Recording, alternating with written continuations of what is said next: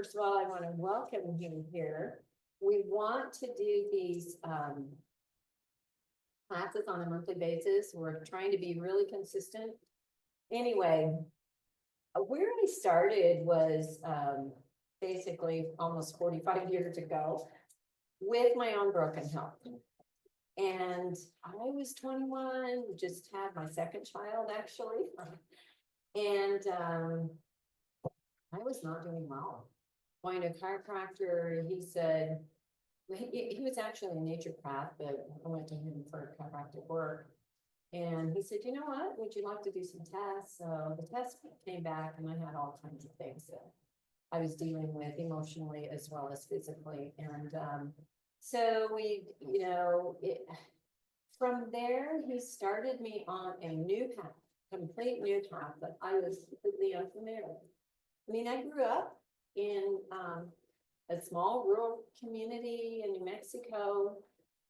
I should have known, a lot of these things, but you move to the city, you just get used to all the foods and all this kinds of stuff. And so he just really kind of took me back to the basics and said, if you want to get well, this is how we're going to do it. And I just have to trust him because I was sick and tired of being sick and tired, Yeah. And I had to do something different. And so he kind of let me know. And I think that this was a good thing for him to help me understand is that, you could go to a doctor but they're going to prescribe all these kinds of things that are not going to do anything but treat your symptoms. If you want to get well, we got to start from the ground up. And he said, you've got to make some lifestyle changes. And so which path do you want to choose? And I'm going, well, I really want to get better. And I feel like most doctors don't present this to you today. They don't know. In fact, I've been listening to this Audible, and she was saying the same thing. She says, I was a doctor. We never talked about, what's the root cause, what's causing the problem. We just write a prescription. And she says, I got to the point where I was really sick of this. And I wanted to get to the root causes. And that's kind of where I was. I wanted to get better. I didn't want symptom treatment. I wanted to get well. And so I was really glad that I went that path because literally within a few short months, I was a different person. And I went from being very sick emotionally and physically to being very vibrant, healthy. And I had one setback along the way where I went into the store and decided to cheat. And it put me so far back down in what I call that deep dark pit. And I said, I will never go there again. I didn't like being down in that deep pit. And I cannot do this again. It will never be worth it to me. And so I've really stuck with what I have done. And I recently actually just wrote a book on weight loss and how you can lose weight naturally and forever on Amazon. Give me a review if you want. But the point is, if you really make these lifestyle changes, first of all, we understand them, we learn them, we live them, then it will change the way our health, it will change our weight, it will change our emotions, our sleep, our energy, all of those things we can change if we get to the root causes. Anyway, let's start with kind of the first area. And I kind of wrote this out so that once you go home, you can kind of keep studying this and really look at what this means. So do you understand the difference between genetics and epigenetics? Okay, well, we all learn about genetics, right? But studies show, and you can go on the internet and find it in a number of sources, and I was going to put one on here, but I didn't, that only 4 to 5% of our health results is genetics. The other 95% is epigenetics, meaning our lifestyle choices. What you eat, how you exercise, your sleep, your environment, your habit, all of these things. 95% of your health results is epigenetics. And to me, the beauty of this means I'm in much more control over my health than I might think I am. And if I'm not doing well, that only means I can make changes and get well. Isn't that exciting? And that's what I learned. They're just studying about epigenetics. I mean, in the last 10, 15 years, or maybe a little bit more, but it's always been genetics. Your doctor says, who in your family has all this stuff? No, it's the habits that your parents are passing on. It's not genetics. Yeah, it's our habits that we learn to stop at the Sonic every time we go by, or at the Circle K. Those are habits. So we're going to develop the same genetic patterns as our parents, but We also learn dietary habits from our parents.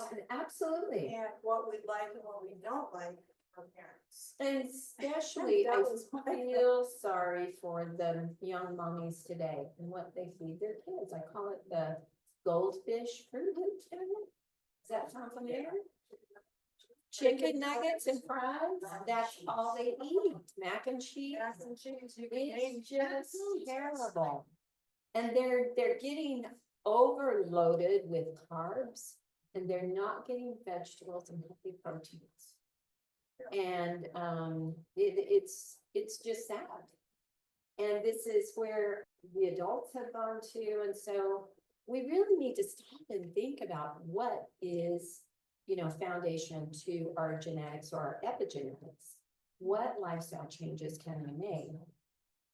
So your state of health points to two separate things: your cellular health and your gut health. So first, let's talk about cellular health, because to me, that is something that we don't talk enough about and we don't understand enough about. So back in school, maybe you learned about the mitochondria. The mitochondria is the little engine in your cell. It's the powerhouse of the cell.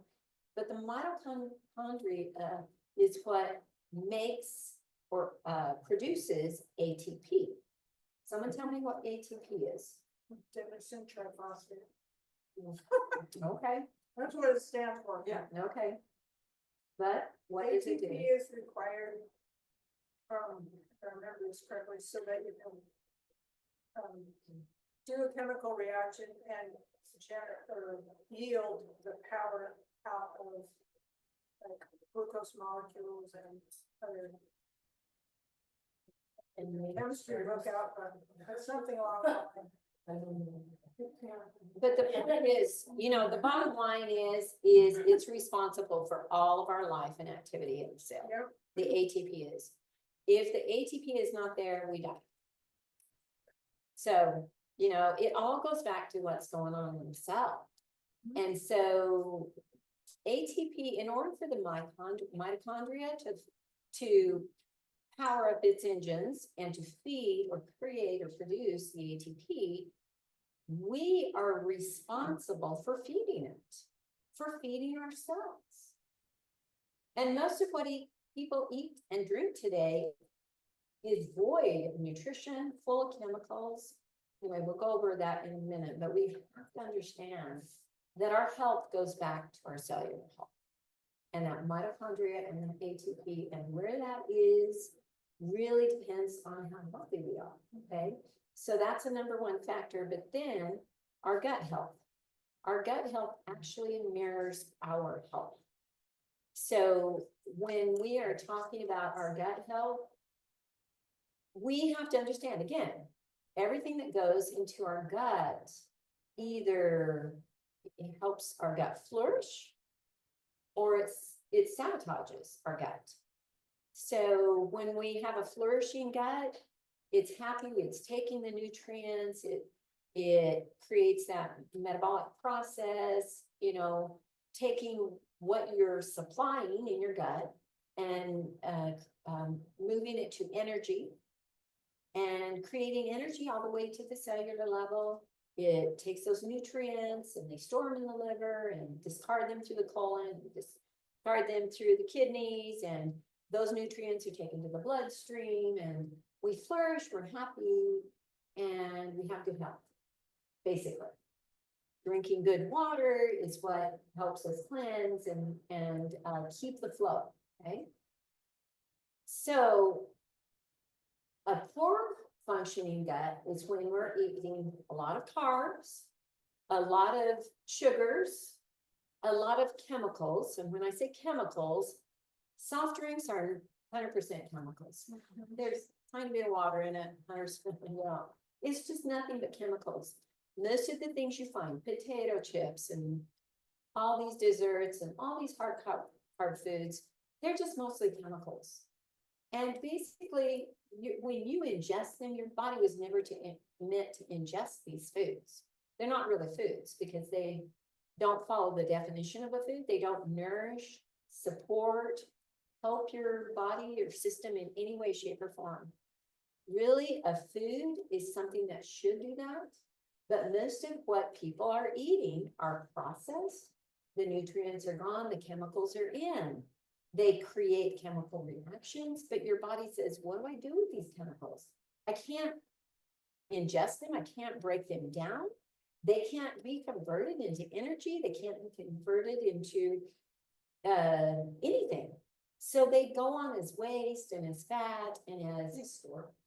what's that? They store. They store. Your body stores them because it doesn't know what to do with them. And so then your body starts to break down. And I always say it's kind of like these little elves in a factory.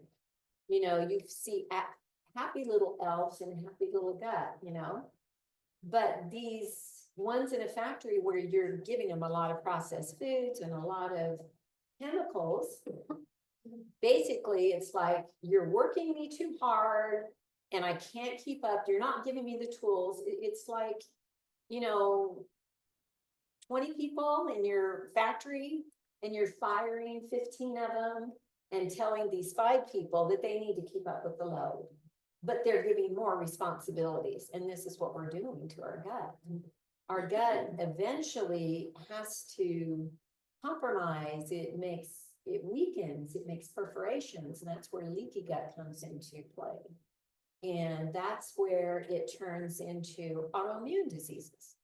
All autoimmune conditions, if you've been told you have an autoimmune condition, it's nothing but leaky gut. It's where you're eating too many chemicals, they make perforations in your gut lining, it sends them to the bloodstream, and that's like undigested food going into your bloodstream.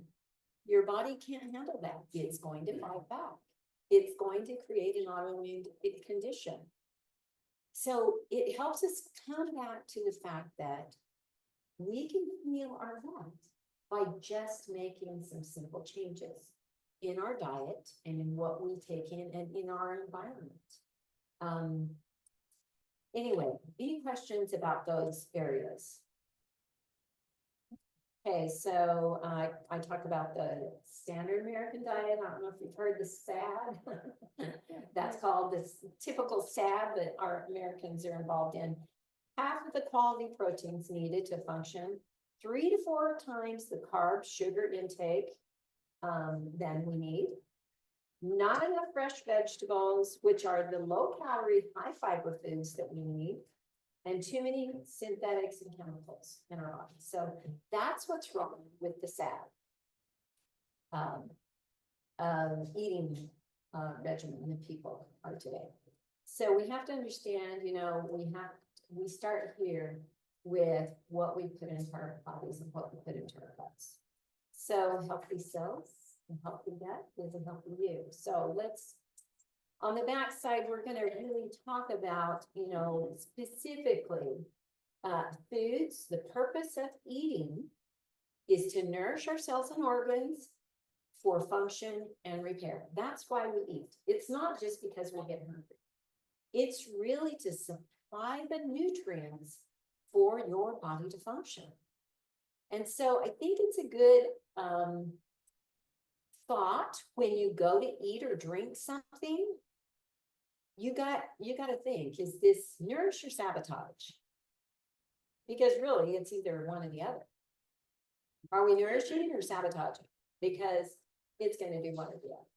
So what kind of foods, and I say what are healthy foods specifically because this is an example of one of my older friends a few years back who was having a lot of challenges. And so I talked to her and I said, maybe let's talk, I'm a health coach. I said, let me do a health assessment with you.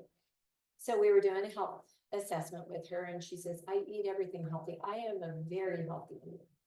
So, okay. So what do we eat for breakfast? She goes, organic cold cereal. And organic, no.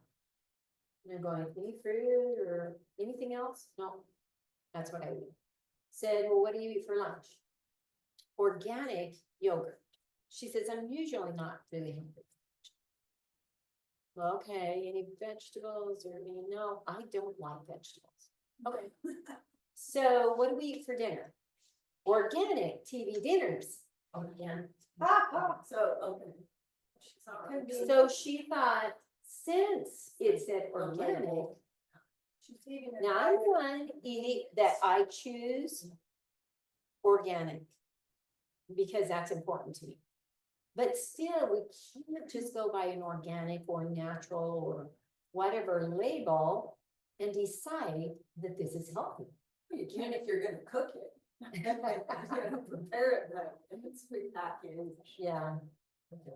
Yeah. Well, the point is, she was really getting, Yeah. there was no nutrition in it still.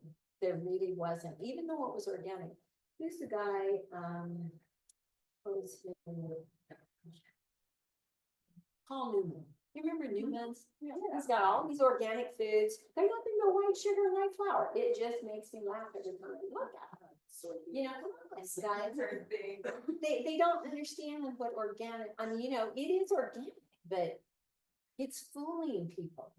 It's all just. Yeah, well, I was gonna say the same thing, as salad dressing was pretty good. Caesar's pretty good, but it's still full of sugar. It's still full of sugar, and just because it's organic, he thinks it's okay. So we have to really watch. So what really is healthy foods? Well, raw fruits and vegetables is number one on the list. If you're not getting raw fruits and vegetables, you're missing out on the low calorie, high fiber food. And those will fill you up faster. So fresh meats, unadulterated, not full of chemicals, not cold cuts, not processed, but organic, grass-fed, free range meats and eggs, fresh, raw fruits, preferably organic. Anything else, raw seeds, raw nuts. But the more and more you learn, it's like, do the lowdown on the carbs, because the carbs is what's really sabotaging most of our diets today. You can substitute almond flour or like egg or whatever and make a high protein bread and a low carb, and with a low carb diet. So you can learn to make these healthy switches. I've actually got a YouTube channel and you can look me up, and I have a lot of healthy switches that will help you understand that you can make all kinds of desserts and all these things.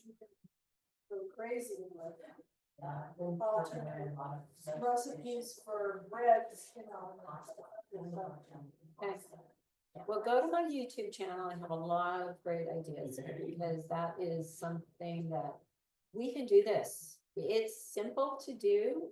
It's a change of ingredients, but you can almost make the same things, crepes and muffins and breads and all kinds of fun things with these higher protein flours or none at all. Many of the recipes I have, like I have a really fun or tasty keto cupcakes, and they're just almond butter and sweet potatoes, and there's no flour at all, not even almonds, it's fun. We can make some great foods that we switch that high carb to higher protein, which we need more proteins and way less carbs.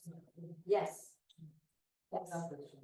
Mhm. And that's why when I cook, they're usually large quantities. And it's because hard. I can't sacrifice time every single day I of my know. life to cook. So Sunday is usually my day. Yeah. Tonight I cook and I bake and I just make a Great. whole bunch of food. And then of course we have to do leftovers, but I mean, Yeah. you know, if it's something That's great. good, it takes a leftover too. Mhm. That's how I watch it. It's still work. Mhm. What's the whole deal with gluten? I mean, people didn't have gluten problem 50 years ago.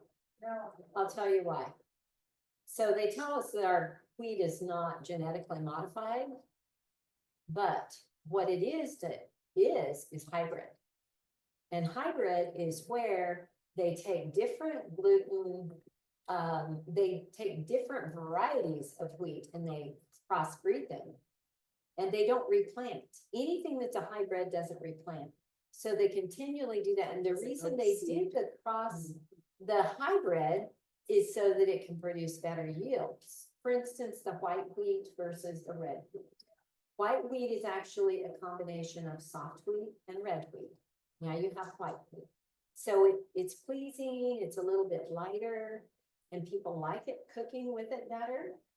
But it's a hybrid. And people aren't able to digest it like a real true wheat that's not mixed. And that's why they encourage you to get heirloom seeds, heirloom vegetables, shop organic because those are heirloom seeds. And if you are getting a heirloom bread, it does way better than just a regular hybrid, white bread or whatever. It's your gut can handle I'm it. not trying to be considered, considered something, you know what I'm saying? Yeah. But, I mean, how do we know for sure that these seeds that we're buying the same heirlooms? How do we know that what we're buying in the store is organic? If they start doing this to wheat, possibly get a better crop. Who's to Well, say that there's, farmers in various states have banded together to create testing methods and requirements where for a product to be legally allowed to be labeled organic, if you read on the label, it'll say like, for example, it comes from California, it'll say certified organic, the California Association of yada, yada, yada. And it's because they had to establish their own set of standards in order to be able to hold everyone accountable. And that's what happened in the surveying industry, and that's what has happened in the real estate industry. It's happened in a lot of different industries over decades of time. It's that as soon as you see somebody cheating, then you go, whoa, wait a minute, time out. We have to establish standards, and we have to hold everybody to the standard. And then there's a procedure that the farmers have to go through. They have to have samples of their crop tested, because you can actually have residual pesticides or residual herbicides in the food, but they were actually oversprayed by the dude across the road. Who maybe the guy that was flying the plane was like kind of sloppy. And then the whole edge of what you thought was an organic field of food just got, dusted. So that part of his field we can't use as organic crop. We can't sell it. But if they test in the middle and it's good, you know what I mean? So Oregon has this, California has this, help me out.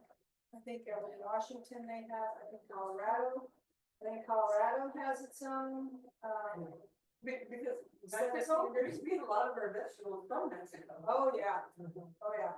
So It's really important to know where your food is sourced and what is the season for the food that you are considering buying. right, Like, yeah, today- get watermelon right now. if you go to the grocery store today, you saw a watermelon for sale, that should like make your antenna go, "What's that at?" Because you can't grow them in the United States of America and have them be, harvested at the end of January. That has to come from a Central American or South American country. But it is hybrid. And hybrid is where they take different varieties of wheat and they crossbreed them. And they don't replant. Anything that's a hybrid doesn't replant. So they continually do that. And the reason they did the cross, the hybrid is so that it can produce better yields. For instance, the white wheat versus the red wheat. White wheat is actually a combination of soft wheat and red wheat. Now you have white wheat. So it's pleasing, it's a little bit lighter, and people like it cooking with it better. But it's a hybrid. And people aren't able to digest it like a real true wheat that's not mixed. And that's why they encourage you to get heirloom seeds, heirloom vegetables, shop organic, because those are heirloom seeds.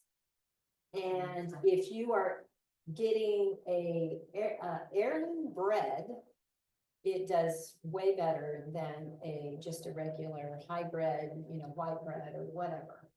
It's your gut can handle it. I'm not trying to be considered, you know what I'm saying? But, I mean, how do we know for sure that these seeds that we're buying the same heirlooms? How do we know that what we're buying in the store is organic? If they started doing this to wheat, possibly get a better crop. Who's to say that there's Farmers in various states have banded together to create testing methods and requirements where for a product to be legally allowed to be labeled organic. If you read on the label, it'll say, like, for example, it comes from California, it'll say certified organic, the California Association of yada, yada, yada. And it's because they had to establish their own set of standards in order to be able to hold everyone accountable.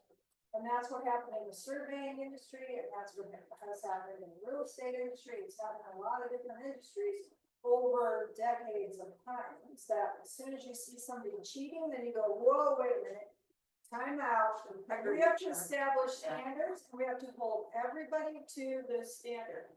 And then there's a procedure that the farmers have to go through. They have to have samples of their crop tested, because you can actually have residual pesticides or residual herbicides in the food, but they were actually oversprayed by the dude across the road. Who maybe the guy that was flying the plane was like kind of sloppy.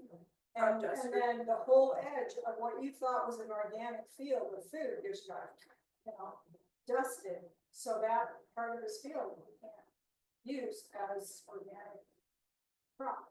We can't sell it as organic. But if they test in the middle, it's good, you know what I mean? So Oregon has this, California has this, help me out. I think in Washington they have, I think Colorado has its own, because Mexico, there's been a lot of our vegetables from Mexico. oh yeah, oh yeah. So I don't it's know. really important to know where your food is sourced and what is the season for the food that you are considering buying. Right. Like, Yeah, today- get watermelon right now. if you go to the grocery store today, Right. you saw a watermelon for sale, that should make your antenna go. About that. Because you can't grow them in the United States of America and have them be, harvested at the end of January. That has to come from a Central American or South American country. So it's being imported. So the bottom line is you really need to do the study and research on it, because I have found that if you've got to study the sources, you've got to understand what's really going on. And then you can make a better buyer's decision in that way. And That's what I'm saying is that the whole thing with wheat, okay, which has got this gluten problem now, didn't used to 50 years ago. They're doing this to increase their crop production, whatever. Who's to say they're not going to do it with almond trees? And then all of a sudden now people can't eat almonds or almond flour. You can go online and you can find every food crop that has been adulterated and changed to GMO. You can look them up. Yeah, and most of Canola them is a bad one. Canola oil is one of the worst things you can put in your diet. don't ever use it. Canola's been adulterated for a long time. And that's why it's really important to learn which brands, which food brands can be trusted. I mean, like your Shepherd rice. Yeah, their Simple Truth line of products are all organic, and they can be trusted to be quality sourced with organic ingredients. So really, you know, I guess what you're saying is, it's a lot of work It to is. not only eat healthy, Oh, yeah. but source your food.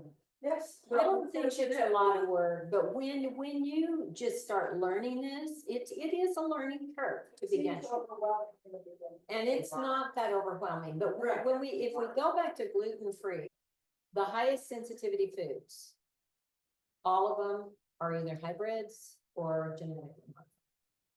Or full of pesticides, like strawberries. They say it's one of our highest pesticide foods, If you're and not that's why, washing your produce with fruit and veggie wash, oh my God, well, it's even worse. you gotta look at the dirty dozen, and like I said, Yeah. once you do this, you can kind of figure it out, and it's not a whole lot of work, but the dirty dozen are the top dozen fruits and vegetables that are top pesticide foods, and strawberry is one of them. Apples is another one. I mean, it's amazing. Potatoes, I think, is another one. But Super thin skin like grapes. The skin that you can't remove like celery. Wow, to wash it. well, Wash it. you've got to buy organic, is what I say. That's where you go to organic. That's what I do. Well, but you still have to understand that they're grown with these pesticides. It's not just sprays, it's how they're grown. So even if you wash them to death, it doesn't mean you're gonna get rid of all of these that they're grown with. So the safest way, I'm trying, we're getting close. the safest way is to buy the organic fresh fruits and vegetables. Because it does make a difference. Okay, let's talk about drinks. What's the purpose? They hydrate, they cleanse, and it's for flow and circulation. Those people just don't have circulation. It all ends up where? In the gut. You know, our gut isn't moving, our bloodstream isn't moving, our lymph isn't moving, you know, everything comes to a standstill simply because we're not drinking enough water. So we need to make sure we get the water. And this is where I love adding the essential oils to our waters and drinks.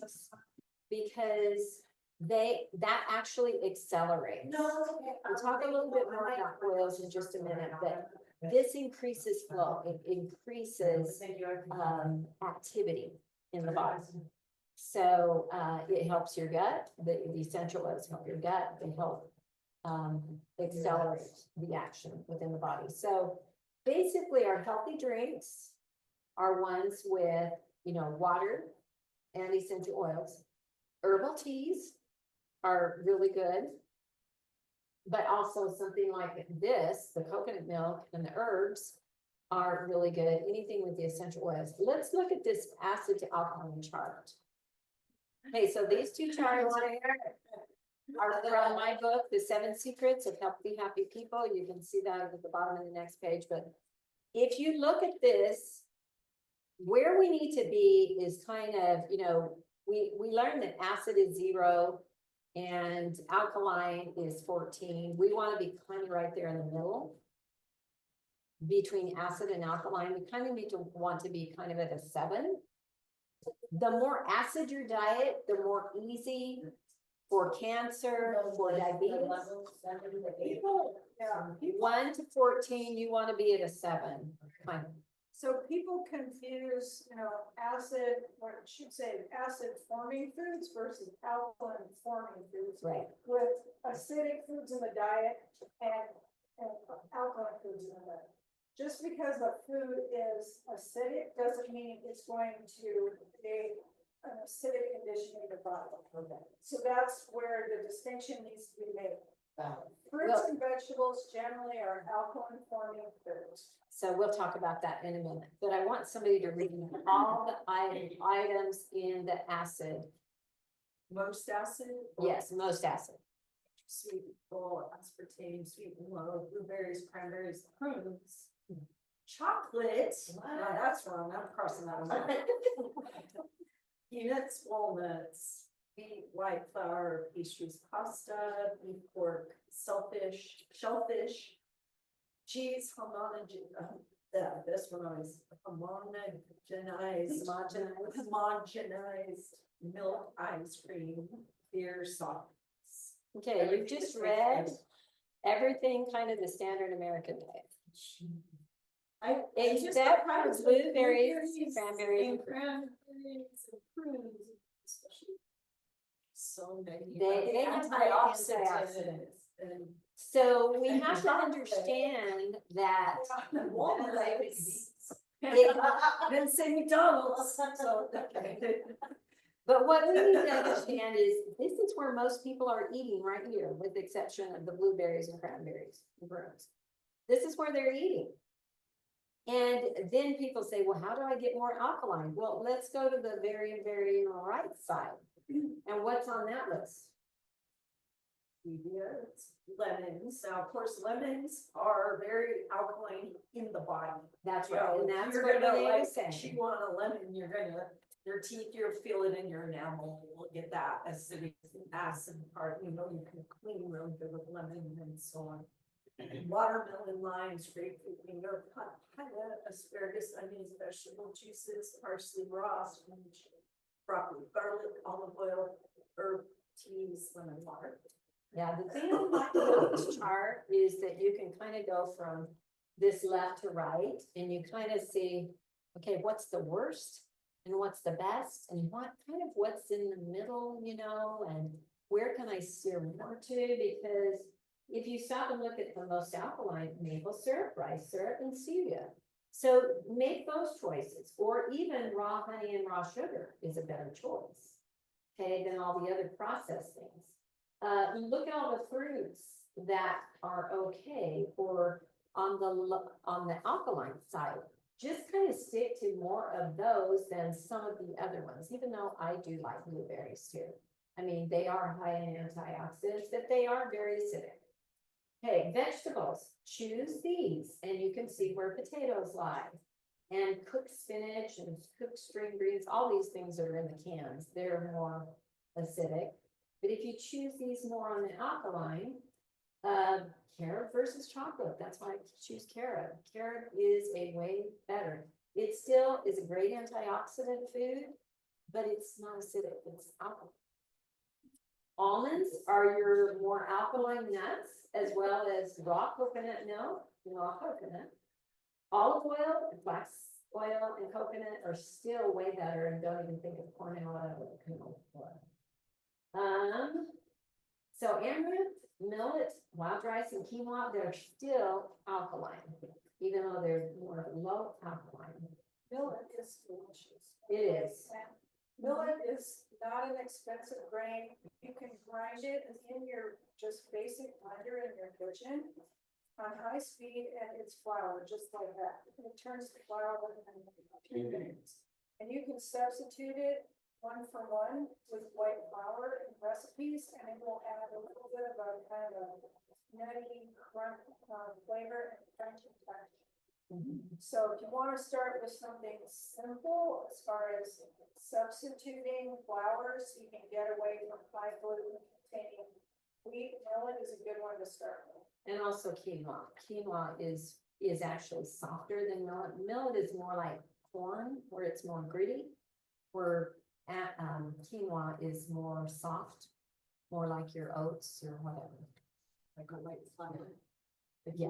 And drain it. So basically the milks, they're all mostly acidic. But look at the teas or the drinks, beverages, ginger tea, green tea, herbal tea, and even lemon water. So this is just kind of something to think about when you're trying to make food choices. Where most people are so far on the left, so acidic. And your body really needs to, it's okay to have acidic foods if you balance them out with the alkaline. But what we are most lacking more than anything is our fruits and vegetables. This would bring us more into the middle if we would just get more fruits and vegetables. Raw, fresh, even steamed is way better. So does this make sense to you?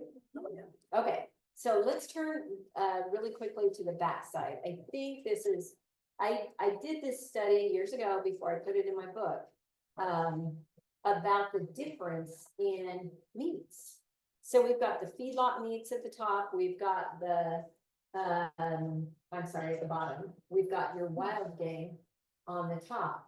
But I want you to look at the difference. So let's look at the modern feedlot meats, okay, for instance. So, Oh, you did. what's the average grams of protein there? For the feedlot? Uh-huh. Maybe just I'd an say inch. around 16. About About the 16, top or the bottom? bottom. Oh, 16. About 16, and how many grams of fat?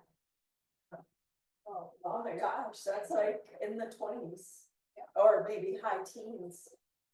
Yeah, Yeah. probably. It's not the 20. good fat, either, it's bad fat. And that's the thing that it says at the bottom. These are all omega-6 fats because they're being fed grains, okay? Yeah. So we go to the top, what's our average grams of protein now? Much higher. Yeah. Much higher. 23, 20. Yeah, so we've gone from about 15 to 23, and look at the grams of fat. And what kind of things are they eating out in the wild? Berries, twigs, weeds. Weeds. Non You should have GMO weeds. grasses. So when people say there's not that much difference, they can't taste it with your tongue, you know, your taste buds Oh, won't tell you. You kind You can taste. Well, Yeah, you I noticed that especially with, like, you don't have beef, but, Well, it has like, you know, sirloin steak or regular hamburger. oh, the top. yeah, I'm like at wild game versus. Yeah. So I see sterling steak, but yeah, you don't have, and it's not that it's wild, but say free range, Mhm. yeah. I don't know, when Free range beef is noticeably. it's so, Leaner. there's so much. It's not marbled meat. Exactly, and then if it, say, you thought out, you can't get to it for a day or two or whatever. And you smell one from the grocery store and you smell the free range. Starved different. Yeah, and Huge the other one's already turned brown and it's so funky and you're kind of questioning, do I try it, do I even bother? And I don't know, it's. Well, I like to just show this just because there is a stark difference. Yeah. And we think that there's not a whole lot of difference. There really is. There really is in our modern feedlot meats. And so don't buy your meats from feedlots. Find them from your wild game. So I know they're more expensive. So But let you me eat tell less, you, but it's better for you. yeah, So. you're getting more protein from them. Oh, Okay, again, so. moderation. Yeah. Well, we can say moderation, but that's really not going to switch the gut. It really won't. We can say, I can do a better job today than yesterday and really think in moderation. But if we really want to make that gut change and health change, we really need to make some switches. And so this is kind of what I'm sharing here. Diet alone, it will take years to upgrade. If you only work with diet, it would really take years. So if you don't want to take years, like I didn't want to, I wanted to feel better soon. I'm just. Well, you have little babies and you have 2 babies that you're feeling.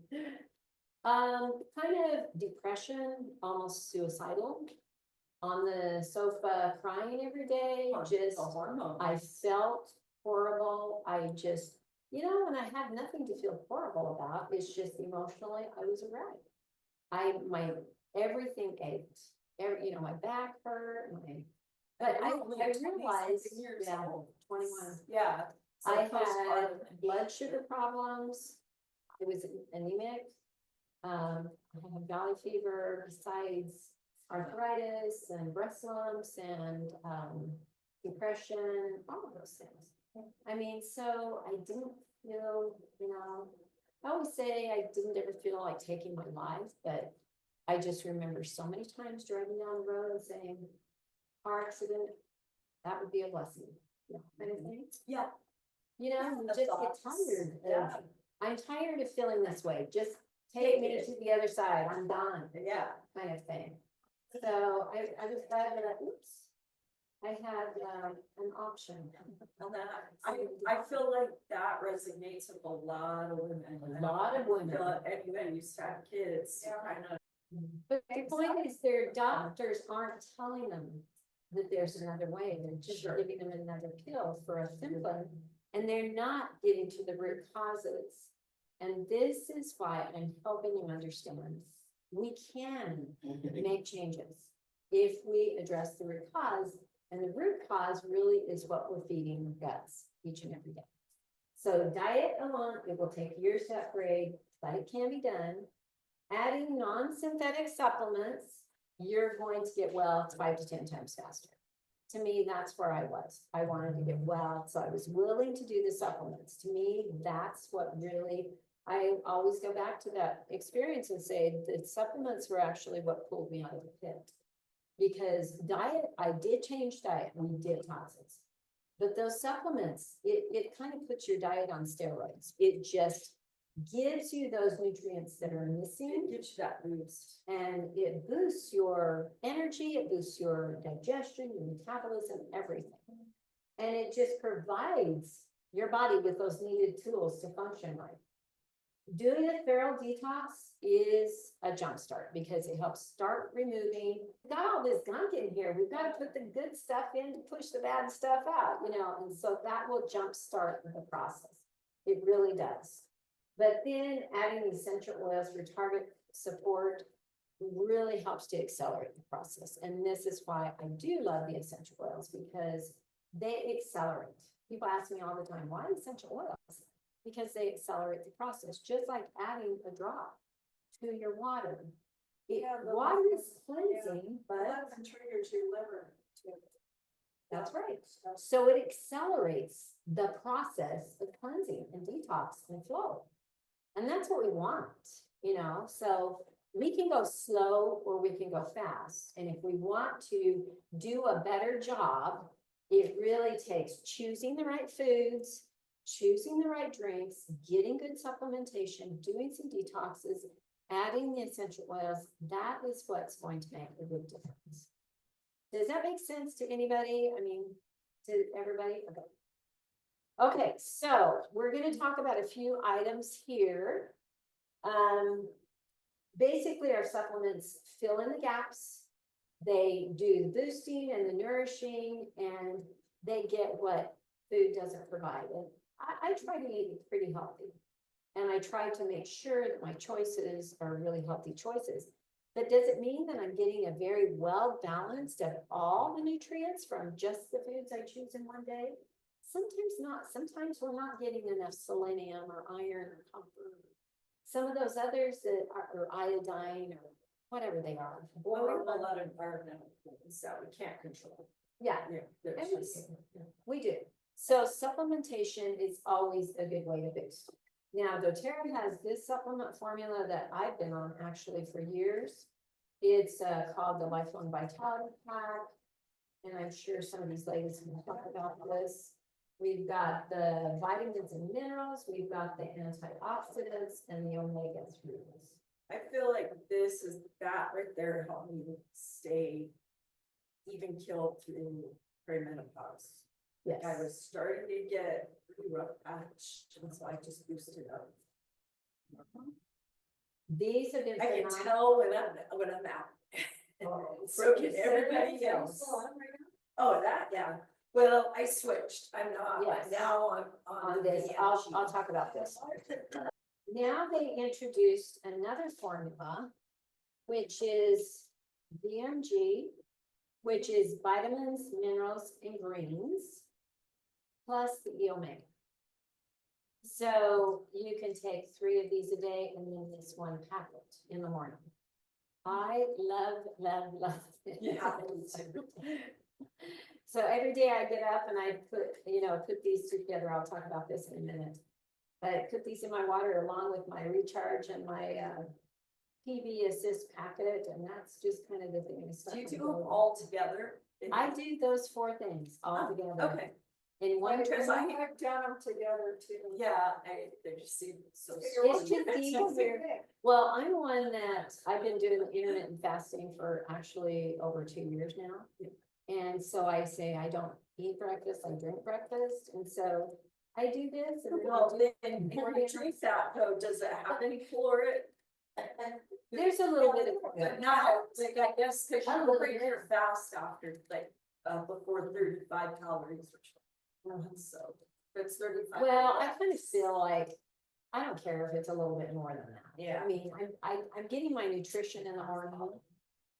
And You're not it gives charging me your gut energy. to start digesting. And then I make my 40-ounce tea with my mushroom and the MCT oil and, anyway, some good stuff in there that, and that's what I do for the morning, and then my first meal is at noon. And so some people do the intermittent fasting, they eat breakfast and then kind of a late lunch. And then they don't eat for the rest of the day, but Yeah. the idea is to keep the eating window 7 to 8 hours instead of, like Yeah. most people are doing 12 hours. Well, grazing. Yeah. Yeah. I saw that. So anyway, there's this formula versus this one. And a lot of people still like being on this one. We've had this since, just September. Anyway, most of what people are getting as far as supplements are synthetic. Even in the health food store.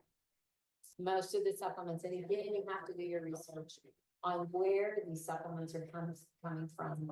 And to me, that's why I love doTERRA, because I trust where they're sourcing their products. And I have learned that I can trust them. I can trust them because they do the research and they show you the research. And I know they're pure products and I can trust them. And so, and I feel better on these. In fact, I have a lot of people say, you're 68 years old, you're not on any medication, you're at a good weight, you have energy, you have sleep. What is it you're doing? You have no pain? And I'm going, I eat well and I have good supplements. I attribute to my good health to good supplementation. I literally haven't had a virus in years. I may have had a dry socket, but being sick, I mean, knock on wood, I think it's okay to get sick every once in a while, but literally, if you get your gut in the right place and you're feeding your body and filling it with good nutrition, and it will make all the difference in the world. Do you think that fixing your leaky gut will do away with autoimmune? Absolutely. Absolutely. There's so many great books on that. And if you want to read a really good book on that, read the book, Eat Dirt. Dr. Because X. I do have an autoimmune, but I just assume that, I'll have it for life. No, you don't have to. You don't have to, but you have to be willing to give up some of the foods that are causing it. And most of the time it's gluten or dairy. And I said the same thing. I can never give up bread. I can never give up dairy, but I learned to go to coconut milk and to go to almond flour and some of these other things. It's been a breeze. It's worth it if you want to be well.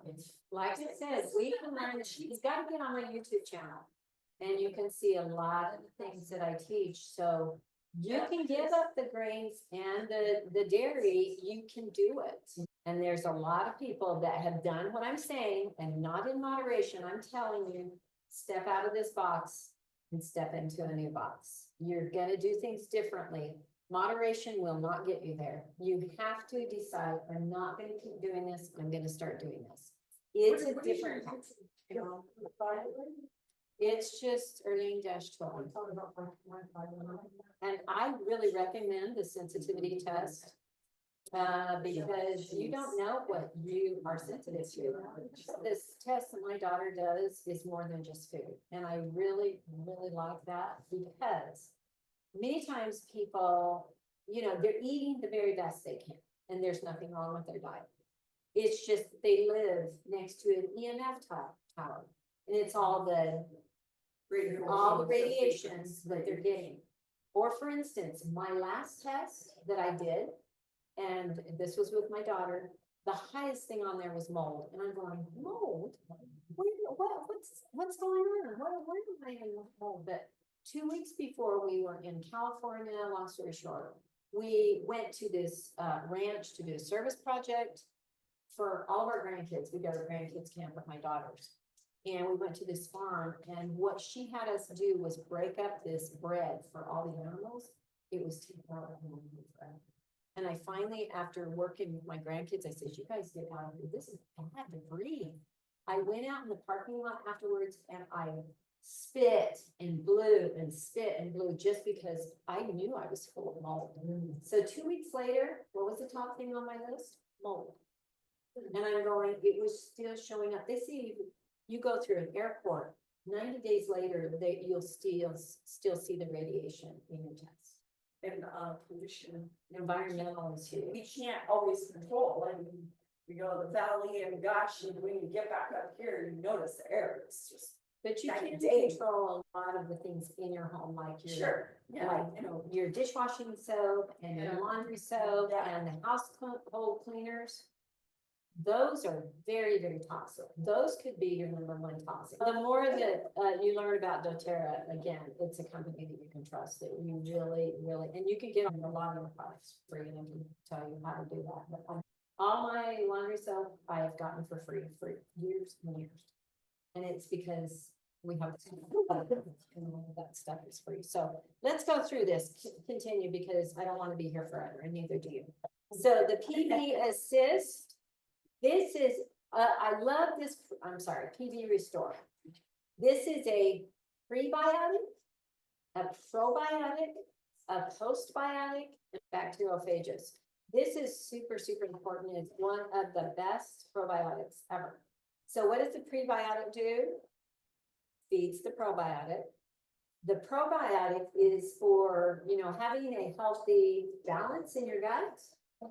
The postbiotic is actually going all the way into your lower intestines.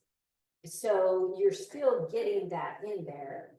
And then the bacteriophages is actually really supporting a healthy gut microbiome and pH balance throughout your complete body.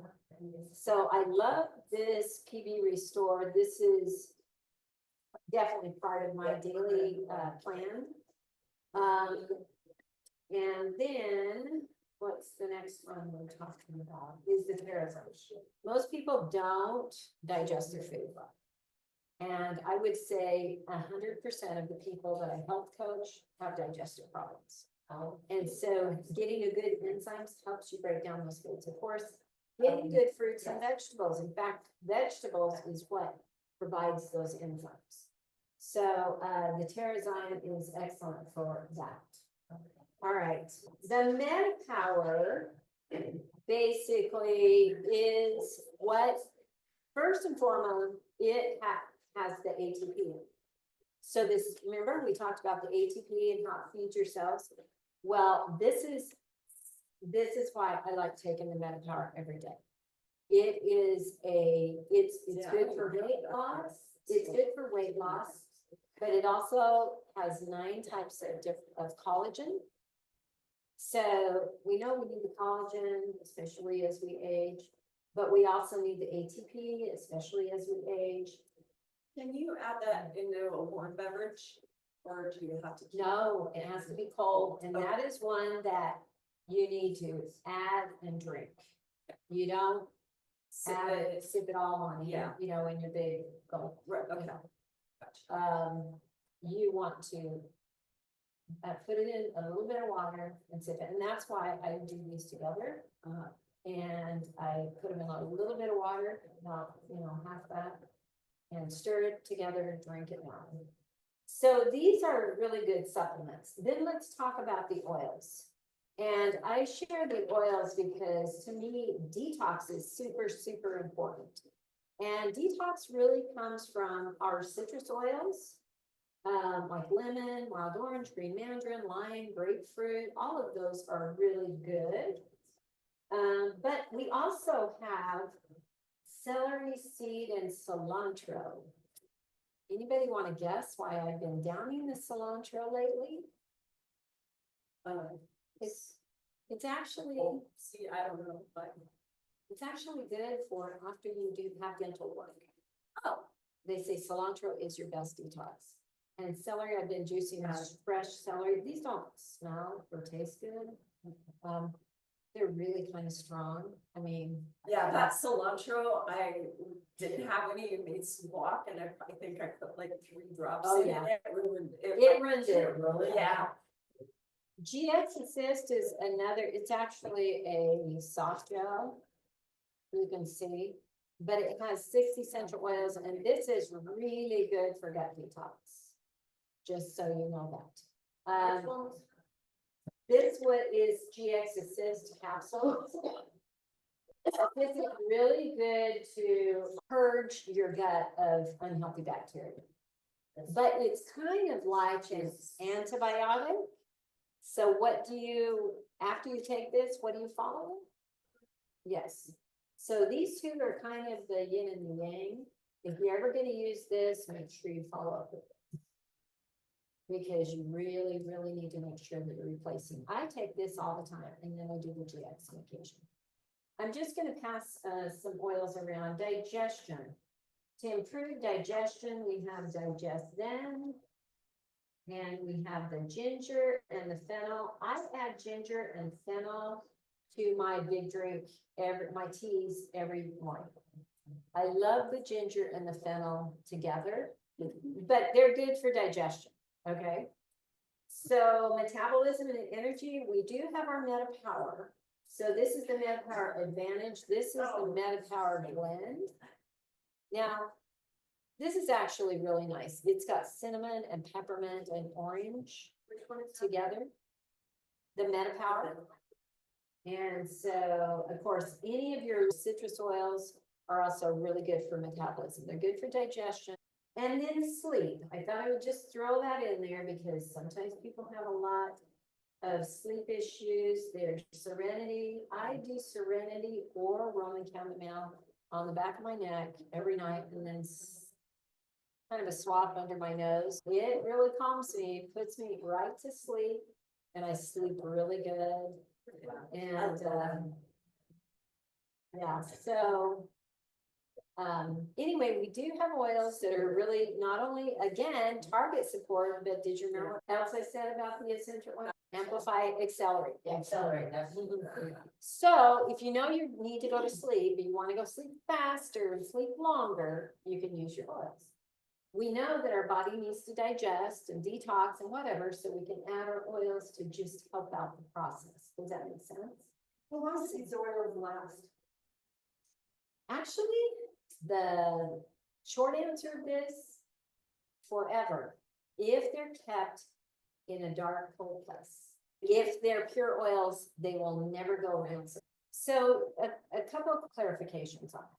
First of all, I think our bodies are definitely more apt to need different oils, and sometimes just by smell, because it goes straight into the brain.